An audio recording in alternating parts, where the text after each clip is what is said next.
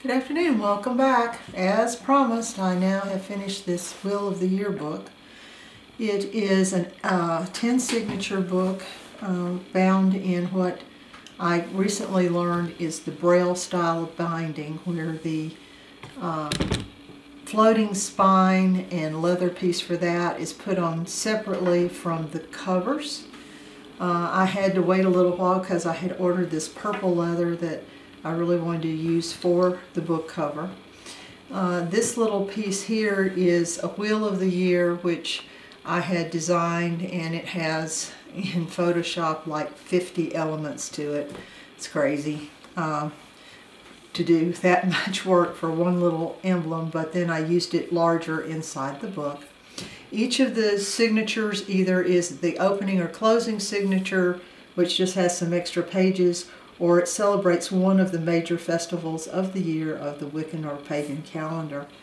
I became interested in this because I had done a lot of reading of the Wiccan literature for my interactive grimoire, which I posted, gosh, close to 2 years ago now. And the design team that I'm on, the creative director of that, Anya, was starting a series called Wheel of the Year, but she only had the fall festivals and the winter solstice so far, and I was so excited about the concept that I couldn't wait. So I gathered up all of the spring and summer items that she had and used those along with items from Pinterest and other sources to create pages that had things that went along with the various festivals. The end papers are some of my own marble paper, and then here is that wheel enlarged. You can see all the little elements that go around the edges, and then there's this is this 4 seasons represented in art. Got that on Pinterest. And then I just have a list of the various celebrations that are represented in the book and their usual dates. And because I thought this would be a great journal for the year, I wanted to include birthdays and then what the sign and planet correspondence was for that. And then this is one of the quotes that I like, and I use that. And then we just begin with the various celebrations, and so the winter solstice and the Yule, which is coming up. And most of the calendars that I found actually started with this celebration and not the spring celebration, so I decided to arrange my book in that same order. And you can see that there's just a lot of digital collage in this book, and then I added various items that I found about that period of time, what you should be thinking about as far as your gardening and things like that are concerned. And the one thing I would change if I did this again is that I would move some items over, because when I plowed the book, which is a method of making all the pages on the end equal, some of the things got a little tight on the edge, but I think it's still quite understandable what they are. A lot of beautiful imagery in the various kits, but it really was a lot of different kits. I probably used 20 different kits of Anya's to find all of the various images that I wanted to put in the book. The first 2 are mainly from the winter solstice and the Merry and Bright collection, which is one of her, she had a winter journal, and that's what I used for this one. For the next section, I took lots of flower pieces from the Graphics Fairy, and read a lot about Bridget and the various festivals surrounding that, and found once again some things online that I had to incorporate because Anya hasn't done the spring festivals yet. but there was still plenty of beautiful papers that corresponded and had things that I could use to create all of the digital collage. I also used a little bit of my own photography because lambs and the sheep and things are very prevalent in the celebrations early in spring. She has lots of interesting things that you can add, the fake stitches and all. And you can't put a lot of layers in these books with a lot of extra papers because you'll get a terrible alligator mouth because of the type of binding that I'm using. But lots and lots of beautiful things I didn't even really realize that I had in the various kits until I just started kind of going through each of them and finding things. I mean, like this whole piece here was one of her transfers, and then I just added other layers to it. And it really was fun to seek and find.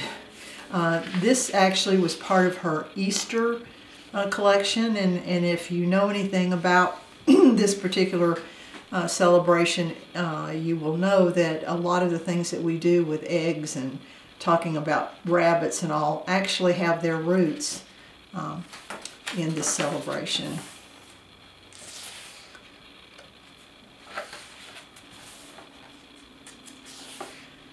But it was a lot of fun to do the research and find the various items that overlap. For instance, reading about the hawthorn flowers and that kind of thing. It was quite interesting to me. And you see a lot of overlap with the other religions and what they do at the various times of the year.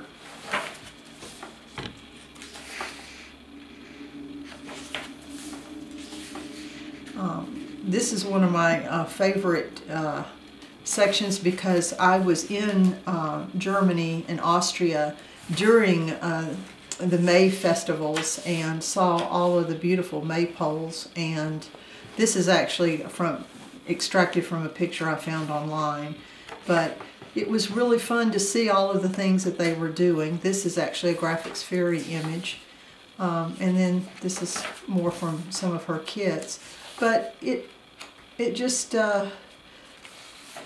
it's a fun thing, and I know I participate in certain festivals, harvest festivals, spring festivals, and it's good to know the roots of these items and how you can understand them.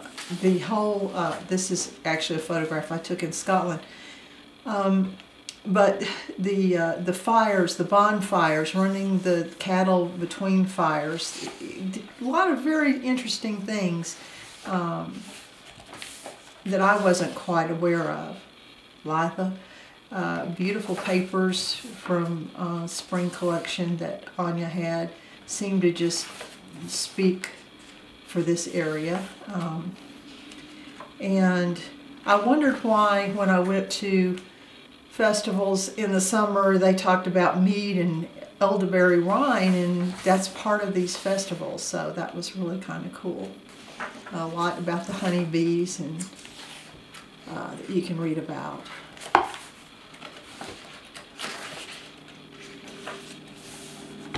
found this recipe online. I have had mead before. I don't know if that's the one I had or not. And I love some of the prayers or chants or songs associated with these festivals, and I just took some of the various pieces of those and put those in here.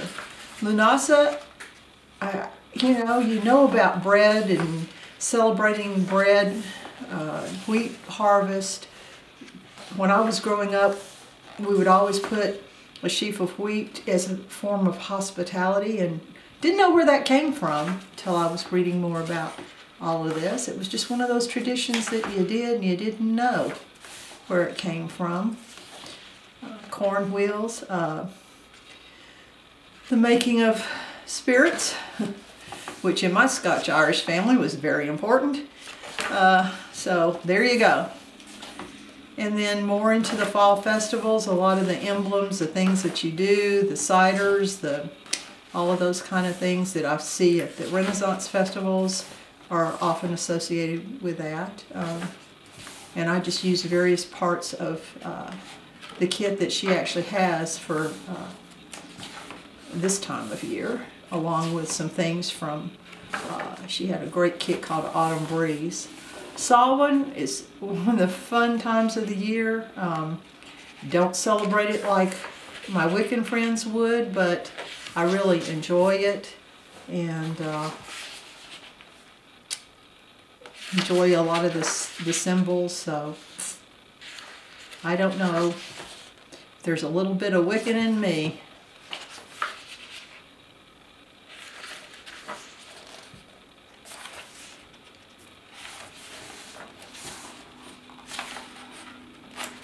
And then the last signature of the book was just to add any other important things that I think of through the years, that you know I want to record, and that's it. I hope that you enjoyed this whole idea, and that you might think about making a journal that, if these are not your celebrations, maybe incorporate your celebrations and have something that you can write down and let your children and grandchildren know how you celebrated. So have a wonderful day. I hope you had a great Thanksgiving and you're looking forward to Christmas or Yule. Bye.